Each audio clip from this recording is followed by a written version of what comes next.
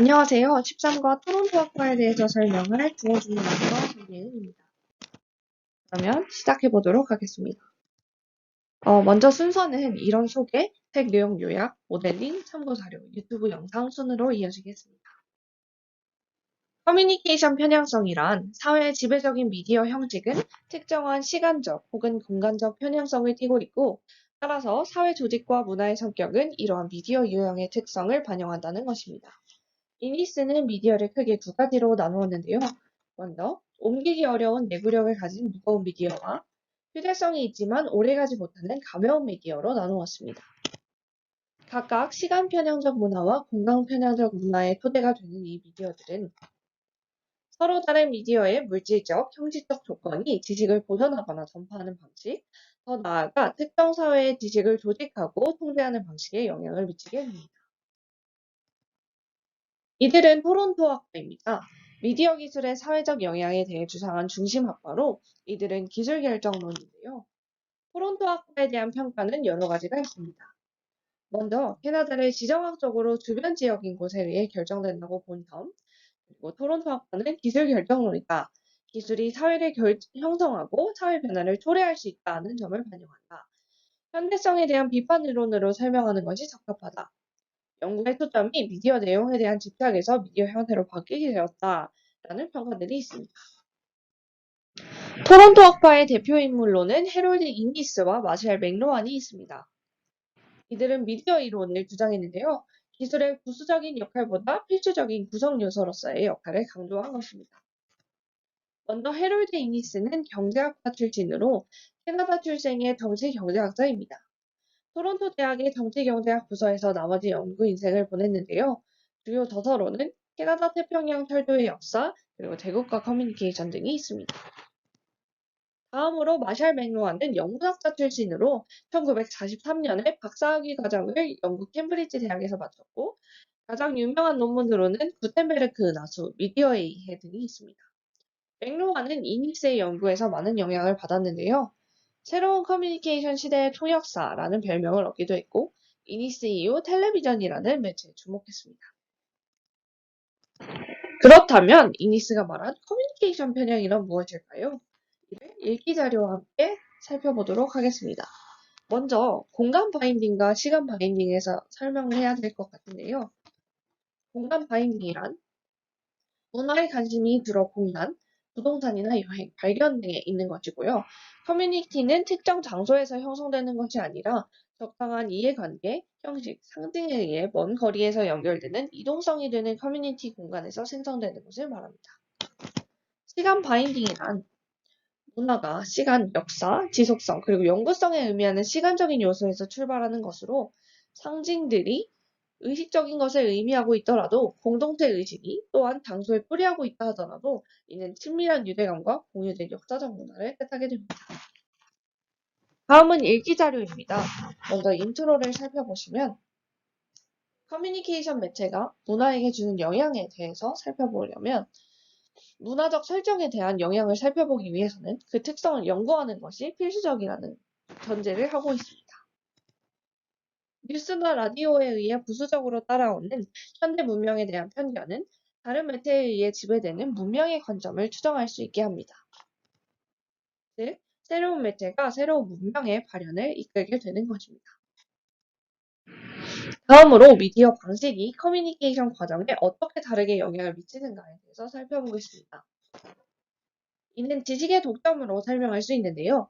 지식의 독점은 어떻게 문명이 시간의 특성에 의해 통제되었는가를 설명합니다. 당시 파피루스는 지식의 독점을 토래했는데요. 이는 이집트 문명에도 영향을 미치게 됩니다. 이집트 문명에 미친 영향을 살펴보면 문명 내부의 권력 구조의 변화를 이끌었고, 또한 변화로 인해서 나중에 친입 세력에 의해 정복당하는 그런 결과까지 토래하게 됩니다. 이집트 제국이 멸망한 이유는 어려운 문자로 유지되었던 지식의 독점이 변화에 저항했기 때문입니다. 커뮤니케이션과 페르시아의 흥망성쇠는 어떤 관련이 있을까요?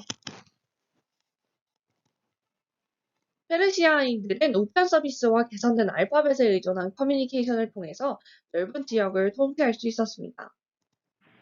그러나 종교적인 지식의 독점이 경복한 영역을 중심으로 일어났기 때문에 효과적으로 시간과 영속성의 문제를 해결하지는 못했습니다. 즉, 문명이 만약 시간 편향적 미디어와 공간 편향적 미디어의 조화를 이루지 못할 경우 문명은 점점 더 위험에 노출될 수밖에 없는 것입니다. 그리스의 여러 요인은 강한 구전을 유지할 수 있게 했는데요. 그리스는 이전의 문명들과는 선명하게 달랐는데 장기적으로 커뮤니케이션의 지배적인 매체로서 구어가 문자 언어에 동적되지 않도록 저항했습니다. 그리스의 지배적인 커뮤니케이션 매체가 문자 언어의 특성, 그리고 시각적인 것이 아닌 소리, 말로 의논하는 것에 기반을 두고 있었기 때문입니다. 그러나 이러한 그리스 구전 문화는 쇠퇴하게 되었는데요. 문자의 침공이 점점 강해질수록 구전 문화는 약해져 갔고 결국 아테나는 전쟁에서 패배하게 되었습니다. 인디스는 이때 시공간 분리에 대해서 강조를 했는데요. 알파벳의 단순함과 유연함이 지식의 보존과 보급을 가능하게 했고 구전이 연속되고 힘을 가질 수 있었던 이유는 아테나 광장에서 자유롭게 철학적인 토론을 할 수 있었기 때문이라고 말했습니다. 다른 미디어의 시공간에 대한 편향에 대해서 살펴보겠습니다. 먼저 파피루스의 기록하기가 있는데요. 파피루스의 기록은 로마인들이 제국을 유지하고 키우기 위해 사용했던 커뮤니케이션 미디어입니다. 파피루스는 지리학적인 관점에서 지식을 소통하기 위한 목적으로 쓰였으며 그러나 시간과 영속성의 문제는 해결할 수 없었습니다. 그 이후에 양피지가 발현되었는데요. 양피지는 파피루스보다 내구성이 강한 매체로 현재를 기록하고 수집할 수 있는 매체입니다. 이로 인해서 로마는 기독교 교회로부터 지지를 받을 수 있었고 양피지는 종교에 의해 만들어진 지식의 독점을 토래하게 되었습니다. 지식의 독점은 새로운 매체들의 경쟁을 만들었습니다. 종이는 새로운 매체고 정교한 상형 문자 시스템은 새로운 기록 기술입니다. 새로운 형식의 쓰기는 구어의 혼란을 막고 새로운 소통 수단을 제공하였는데요. 이렇게 새로운 커뮤니케이션 형식과 새로운 미디어 기술의 등장으로 지식의 독점은 감소하게 되었습니다. 이니스는 변화 과정에서 커뮤니케이션 매체가 하는 역할과 어떻게 새로운 기술의 등장이 다양한 문화에 영향을 미치는지를 강조했는데요. 지식에 대한 세금이 뉴스에 대한 세금을 추진한 것이 다른 출판 형식의 등장을 초래하였고 출판업의 성장은 저작권 대리인 출연의 계기가 되었다는 것이 이에 대한 예시가 될 수 있습니다. 운송을 포함한 기술 개발은 특정 매체 형식에 의한 독점을 어떻게 형성하였을까요? 런던의 정치적 독점은 덤보 기술이 개발되면서 다른 지역과의 경쟁이 심화되었고 이는 증기선 서비스와도 관련이 있습니다.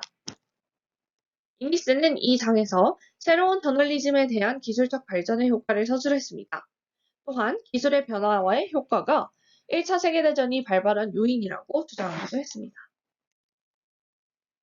신문의 장기적인 편향의 문제점은 무엇일까요?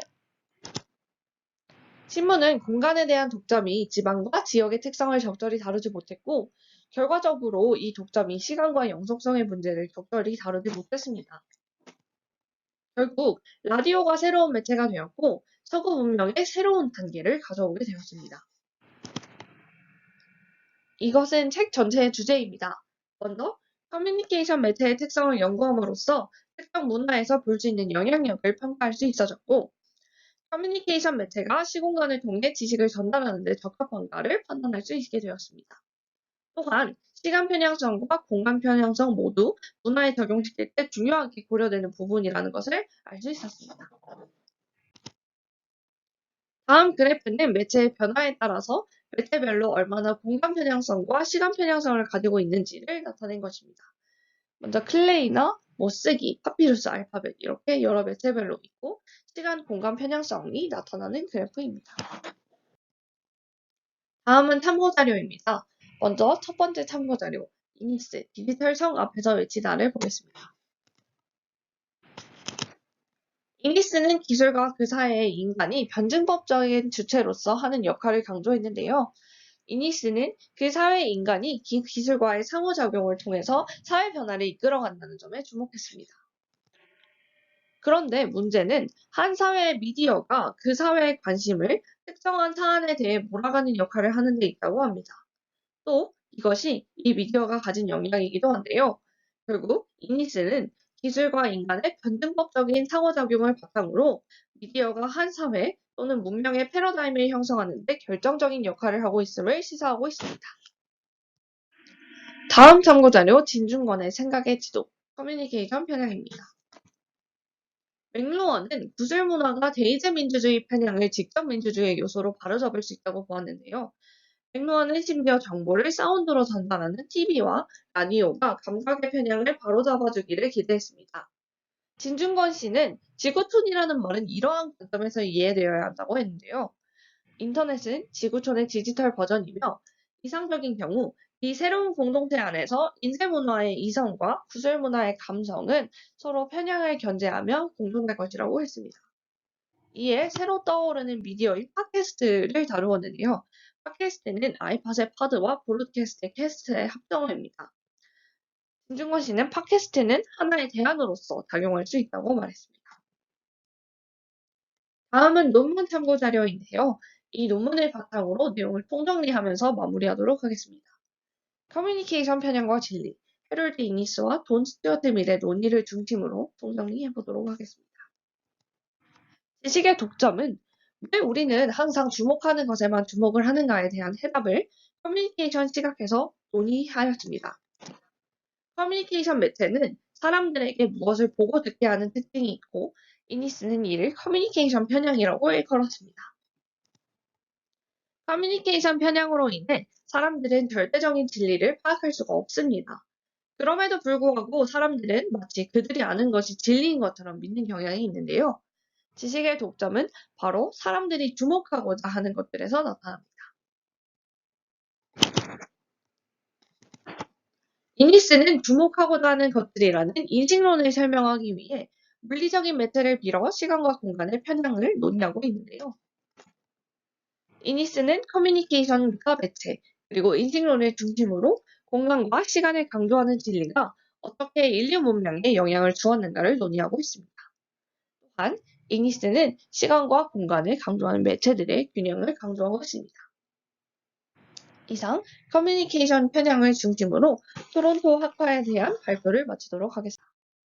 감사합니다.